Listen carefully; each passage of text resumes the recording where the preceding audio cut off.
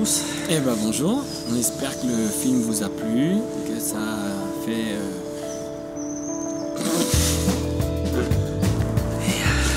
Bonjour à tous.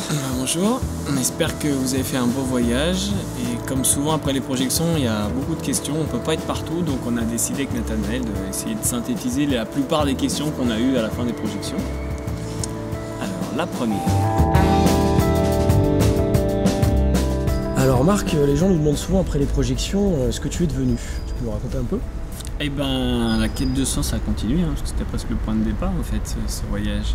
Donc il a fallu d'abord synthétiser les 90 heures de rush en 1h30 pour faire le film, ça nous a pris quand même pas mal de temps.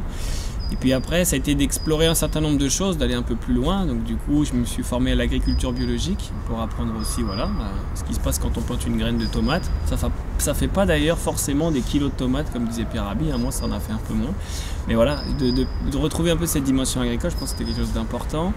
J'ai travaillé ensuite avec Marianne Sébastien, qui est cette cantatrice qu'on voit dans le film. J'ai pu voir l'impact de son travail et combien en Bolivie, avec des enfants et des femmes qui travaillent dans les ordures ou dans les mines, comment le chant et tout le travail intérieur permet de révéler vraiment tout le potentiel de l'humain. Ça, c'était une très belle expérience.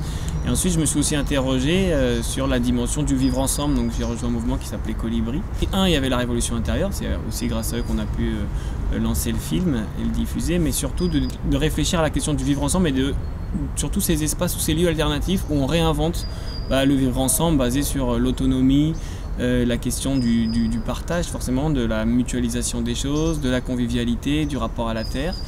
Et puis à force de visiter tous ces lieux, ça m'a aussi inspiré et puis j'ai eu envie d'en créer un moi aussi qui puisse mettre toutes ces problématiques, à la fois l'agricole et à la fois la question de la connaissance de soi, voilà, dans un endroit. Donc là voilà, ça c'est tout nouveau, mais l'idée c'est de pouvoir créer des espaces d'inspiration pour que voilà, aider les gens à devenir la meilleure version d'elles-mêmes en fait. Et ça c'est assez excitant d'essayer de pouvoir maintenant transmettre tout ce qu'on a pu recevoir pendant ce film sur un lieu et d'incarner un peu toutes ces belles paroles.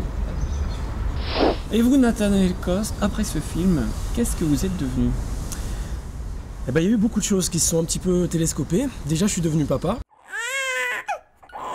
Donc ça, c'est une super aventure à titre personnel. C'est un truc vraiment qui nous pousse à grandir, quoi, qui nous montre vraiment nos limites aussi.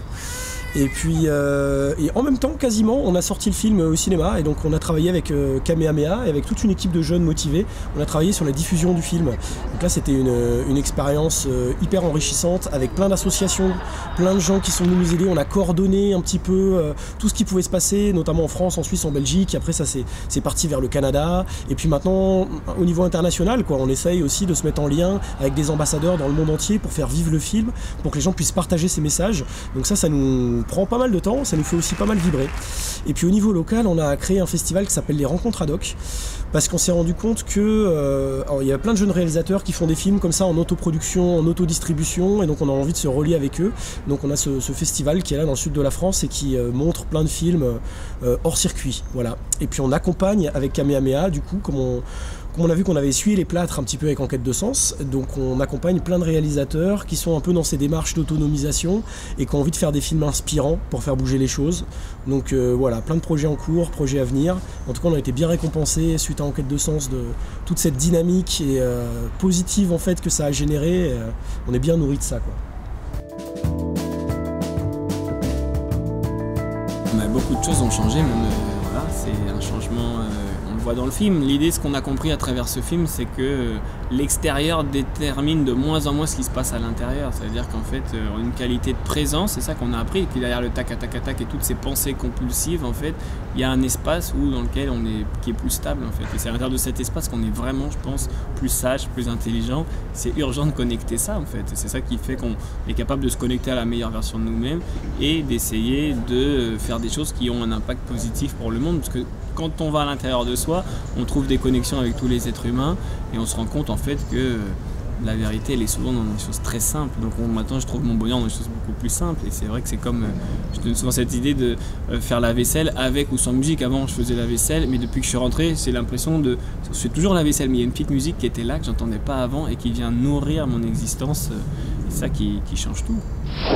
Et après c'est le sens des priorités en fait, la volonté de ralentir, la volonté de faire des choses qui ont du sens. Aujourd'hui j'arriverai plus à faire des trucs qui n'ont pas de sens en fait, j'ai besoin de nourrir autant mon esprit, mon être que mon âme. Et donc ça, c'est ça, je pense, qui a beaucoup changé. Bonne question. Moi, ce que je crois aujourd'hui, c'est que le monde, il est aussi le résultat de nos comportements, et nos comportements, ils sont ancrés dans ce qui se passe dans notre tête. Donc si on n'a pas commencé à réfléchir pourquoi est-ce qu'on fait ce qu'on fait, on est des robots, on répond à des stimulus, on a, je crois, quasiment 80 000 pensées par jour, 75 000, c'est les mêmes que la veille. Donc en fait, on n'est pas vraiment libre. Donc il y a plein de gens, moi j'ai vu dans le monde associatif que j'ai pu fréquenter, de tous ceux qui veulent sauver le monde, ou même chez les militants, qu'il y a aussi des fois une colère, une souffrance, et en fait des fois hélas ils font pas les choses pour j'ai l'impression, en interrogeant les bons motifs, et c'est pas parce qu'on a des idées généreuses qu'on est une personne généreuse en fait, ça n'a rien à voir. Donc je pense que c'est pour moi une étape, mais c'est pas suffisant, et je pense que le changement des structures et le changement intérieur, c'est les deux jambes d'un même corps, et qu'il faut prendre le temps de se connaître et avoir aussi un impact sur la société. Mais je pense que plus on se connaît, plus on est dans une justesse d'action, plus on inspire et plus on fait des projets qui changent d'échelle. Donc pour moi, les deux sont liés en fait. Au départ, ce qu'il faut dire, c'est que c'était complètement une intuition. On n'avait pas écrit la chose. C'est vraiment comme on l'a raconté, c'est-à-dire que Marc me rejoint. Et là, on commence à filmer avec une caméra vraiment pas chère de touristes. Et puis, on est allé un peu glaner des expériences. On a eu la chance que Vandana Shiva nous invite dans sa ferme et nous présente donc Satish Kumar, Madhu Prakesh, le Baba Triyogger qui fait des câlins aux arbres, un des premiers écologistes qu'il y a eu en Inde. Donc, on rencontre des gens extraordinaires là-bas.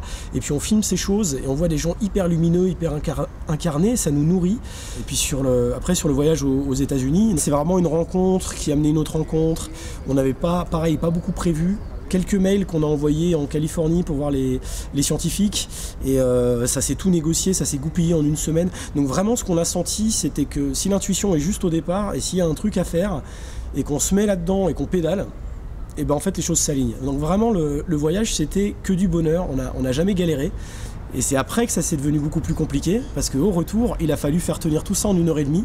Et là, ça a pris 3 ans et demi d'écriture, de montage, de débat. Moi, je me suis cassé la voix à force d'en parler avec Marc. Et là, c'était quelque chose de beaucoup plus mental, par la suite de beaucoup plus laborieux, où il a fallu extraire et condenser tout ça. C'était aussi super, cette expérience-là, mais assez différent.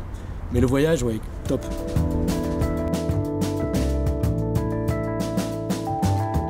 Alors, sur la suite, y a un peu de suspense, hein, on va pas se le cacher, il le dit un peu Hervé Kempf, on ne sait pas vers quoi ça va. Ce qui est sûr, c'est qu'il y a une destruction qui est exponentielle, mais il y a aussi une prise de conscience qui est exponentielle, et on voit cette résistance, cette prise de conscience qui émane. Il y a un pourrissement du politique, on le voit, de la corruption, même de l'environnement, mais il y a en même temps plein de gens qui s'unissent, qui voient autre chose, qui se projettent dans un autre imaginaire.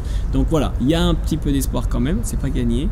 Mais ce qui est sûr, moi, que je suis assez optimiste dans le sens où j'ai l'impression qu'en face, il n'y a pas de vision. Il faut continuer de pédaler, sinon le Chinois va prendre votre travail. Enfin, on a besoin d'une vision, et je pense que les artistes, les entrepreneurs, le monde associatif, il y a le ferment de quelque chose, il y a des projets. Je pense que si tout ça est relié, toutes ces réponses mises bout à bout, avec un autre imaginaire, ça peut permettre d'amener autre chose. Après, est-ce qu'on a le temps? Comment est-ce que ça va se faire? Je ne sais pas. Mais ce qui est sûr, c'est que nous, on l'a vu en l'espace de 5 ans, combien la prise de conscience, elle est devenue vraiment à des niveaux qu'on n'attendait pas. Donc on est plutôt optimiste sur la capacité de l'humain à se transformer. Après, c'est à se transformer assez vite ou pas. Là, c'est à chacun de faire sa part.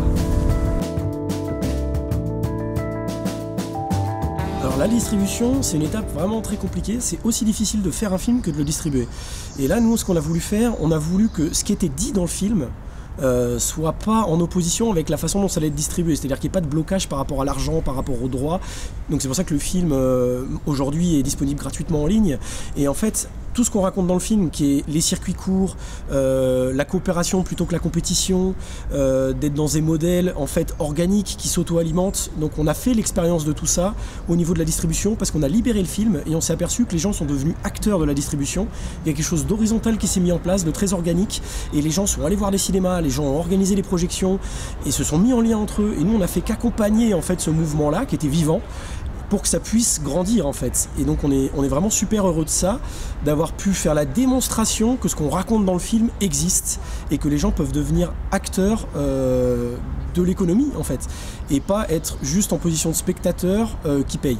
Donc ça montre aussi que c'est une économie de l'abondance en fait. Quand on libère les choses, on crée de la vie, on crée du plus. Et qu'en fait, quand on cherche à bloquer en monétisant, genre oui, si tu payes pas, tu peux pas le voir, etc. D'être uniquement dans cette logique-là, ça prive, et ça bloque, et ça empêche la chose de s'auto-alimenter comme la vie le fait.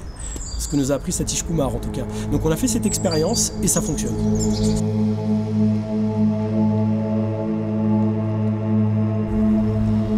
Eh Marc, comment on conclut du coup après tout ça? Simplement rappeler que l'enjeu c'est juste de se reposer les bonnes questions tous ensemble, il y a urgence en fait. Donc du coup le film est un outil pour le faire, donc voilà, organiser des projections, diffuser ces messages le plus possible. C'est ça, vous pouvez devenir ambassadeur en fait dans vos tribus, ramener le film et faire des belles soirées autour de ça. Et puis vous pouvez aussi partager sur le Facebook Quest for Meaning ou Enquête de Sens. Vous pouvez aller sur la chaîne YouTube, vous abonner, on met plein de petites vidéos rigolotes de temps en temps qui sont pas dans le film. Et puis si le projet vous a plu, si vous avez envie de soutenir, si vous voulez que peut-être on en fasse d'autres, faites un don, pourquoi pas, quelques euros, quelques dollars. Ça permettra qu'on continue l'aventure et qu'on fasse vivre aussi les équipes qui nous aident à diffuser le film. Donc voilà, bonne quête de sens à tous, hein. Attention, une fois que ça commence, ça s'arrête jamais, mais c'est très nourrissant. Yes. Allez. Bonne route à tous. Au revoir. Ciao.